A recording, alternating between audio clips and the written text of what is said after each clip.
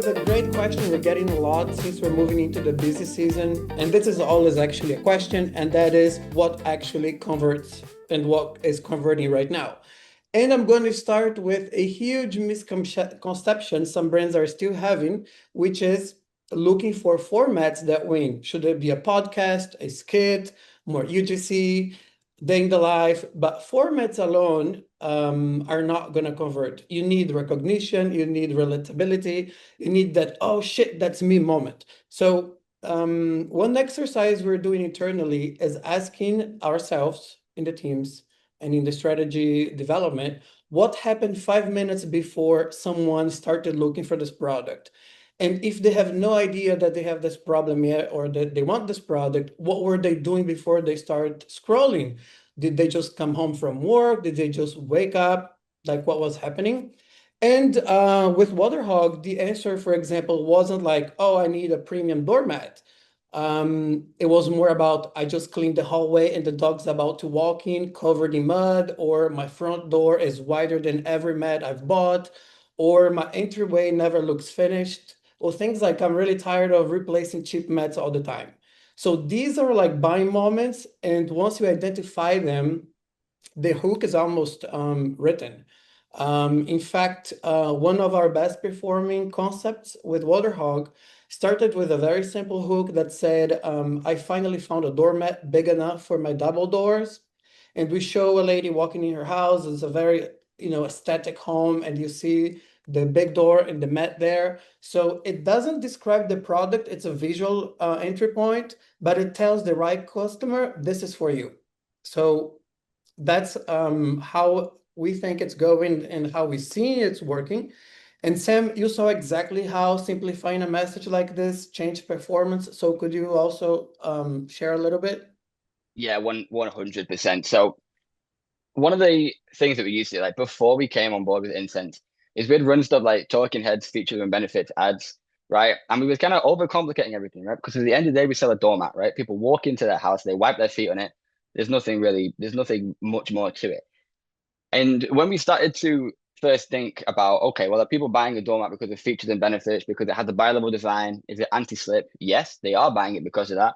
But a lot of the time, people are buying at a higher rate because their husband comes home, right? And they've got dirty boots and she's getting annoyed. That's the pain point that's really clocking with them. Or the husband's sick of the wife moving the boots, right? And all of these different things. And that was one of the ways that we looked at it, right? It was like one of the concepts that we had that Thiago was talking about before was when a lady come in and she talked about having a doormat that was big enough for the double doors.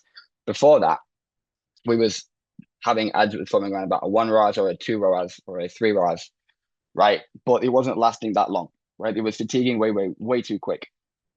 And when we started to really take these angles, being from the double doors or being from the actual reason why they wanted to buy the product beneath the doormat, the actual what's the word I'm looking for? Emotion behind it, performance started to skyrocket for us. Amazing, amazing. Thank you, Sam. Yeah, absolutely. And we love that video. We can share with you guys a little deck with some of these hook examples. And let's go to the next one, a question that we wanted to talk about today. And we get this also a lot, and it's where do these winning angles come from, right?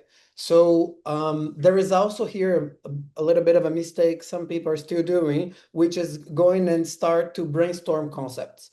Right now, we almost never start there. We are actually mapping these buying motivations, first of all. And also, we stopped a long time ago this whole process of going and checking competitor ads and just getting ourselves inspirations from there and so on. So looking at WaterHog, we realized people weren't buying for one reason. Some were again frustrated with muddy pads. Some other people they just wanted a better looking mat. Some just needed, they were renovating their home and they wanted something new. So once we had these buying moments, and that's when we started putting them into formats. So one idea became a skit, another one became an ASMR video, another one an aesthetic home film, and another one was like a comparison demo where we actually had a competitor product on screen as well. So Mm. But we were not testing these formats. We were testing which customer story Meta could match to the right audience. And another challenge there was price. So WaterHog mat costs 150 pounds, I believe. So Yeah, you for an can't. extra large one. Mhm. So you can't treat it like a commodity. Instead of trying to justify the price, though, we changed the conversation. So we positioned it as the last doormat you will buy. Something that protects your floors, it grabs dirt absorption is great, it upgrades your home's first impression because the mat looks great, and it saves you from replacing cheaper mats all the time. So it's a completely different value proposition. We're not convincing anyone to pay this money, or just really showing how great it looks and all the things that it does. Sam, I loved how your team was open to testing all of these ideas, especially since you guys already had a winning format, which was the aesthetic film. But I loved how you guys were open to testing all of this. So can you share 100%. a little bit about that part? Yeah, 100%. So we don't run anything on TikTok, right? We run every single thing on Meta, right? So a volume of testing is super, super important for us. Well, when we initially came in, it was like, okay, what's going to be the first concepts that we're going to push? One of the main strategies that we've done, and one thing for every single brand owner can take away from this is look at your Google, right? Look at your Google ads. If you're not running Google ads, look at Google Trends, Google Keyword Planner. Find out where people are searching for the most, because I can guarantee you 99% of the time, those same concepts are going to be replicated on the Meta side as well. Even for those people that's running TikTok shop brands, it's going to be the same thing to pass over to your affiliates.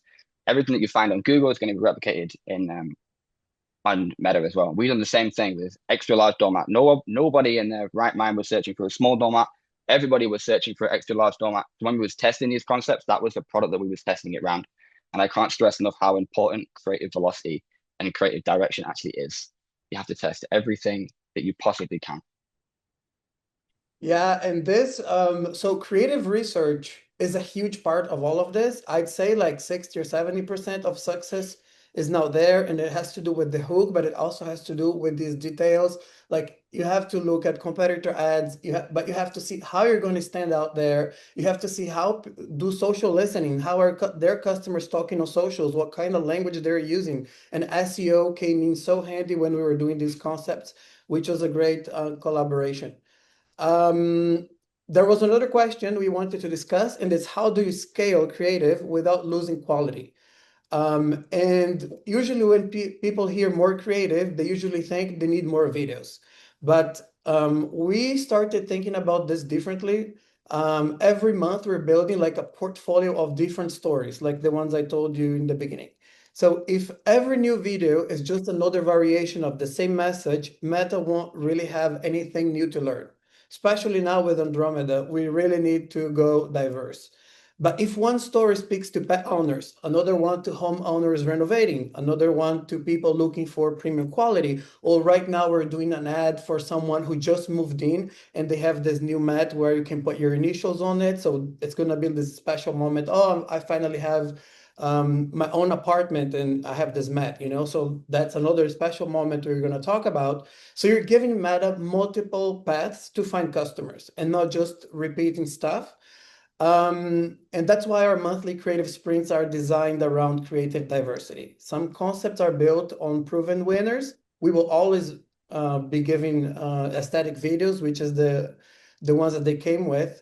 But we are also doing others intentionally designed to unlock new audiences, buying motivations, and all of that. And in this scope of things, AI has become a huge accelerator in this process. It helps us organize research, reviews, social listening, identifying recurring language, and getting first drafts. We still need, as a strategist, to decide which customer motivators are different and good enough to deserve media spend. We still need to do a lot of refinement, visual guidance, but it does speed up our work a lot. And I think that this is where the competitive advantage is. Sam, your team embraced this testing like really well. How did the creative cadence evolve as the account scaled? Yeah, 100%. So, I mean, when we first came on, right, we was doing three creators, six net new concepts, four videos per month. So two concepts, two variations, 12 video ads. And then the variation comes in from remix ads. We was doing up to five remix ads a month, right? So I think overall we was getting around just a little bit less than 20 ads. We was doing little variation in text overlays. There's many different things we can do. So that's the kind of structure that we can that we had. I seen a comment in the chat by Will, and he was saying, "Good call out on Andromeda. We need more from UGC creators," and that's what we're trying to ask from people is multiple hooks, multiple variations, and then on the editing side, doing multiple remix ads as well. Cool, cool.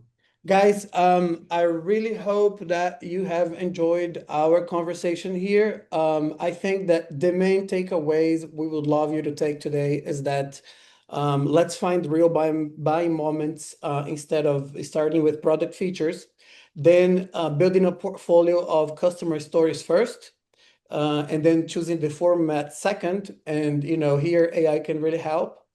And the other one is the value equation. So not defending a premium price, but reframing what customer is actually buying. So the last doormat you will buy instead of talking about the price or that is this or that.